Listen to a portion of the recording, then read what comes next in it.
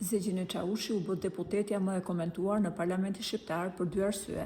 E para, për gafat e saj që nuk kanë fund nga foltorja e Parlamentit, dhe së dyti, për faktin që Rama e donte deputete, edhe pse nuk fitoi me vota, ai e bëri atë pjesë të Parlamentit, ndërkohë që mijëra të rinj që kanë mbaruar studimet në Europë si ekselent, detyrohen të emigrojnë për të punuar një punë me dinjitet larg vendit të tyre.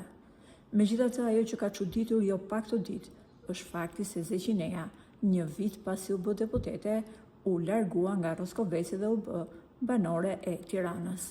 Ose e thënë më ndryshe, u bë pronare e një super apartamenti në qendër të Tiranës. Deputetja e re e Parlamentit, Zeqini Çavushi, ka regjistruar në hipotek një apartament me vlerë të deklaruar 240.000 euro.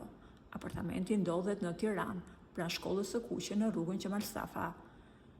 Ky apartament ndodhet në katin e 10 të një pallati të ri me izolim termoakustik, i cili është në përfundim me sipër. Prona ka një sipërfaqe prej 130 metra shkatror dhe përbëhet nga 3 dhoma, 2 tualete dhe 2 balkone.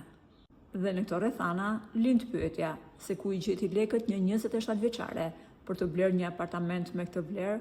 Burime pranë deputete socialiste bëjnë me dije se ai që ka financuar për blerjen e këtij apartamenti është partneri i saj. Zeqini Çavushi nuk ka dashur të bëjë publik emrin e partnerit, por mësohet se ai është një biznesmen shumë i njohur në Tiranë dhe është kjo pikërisht shtëpia ku çifti pritet që të bashkëjetojnë.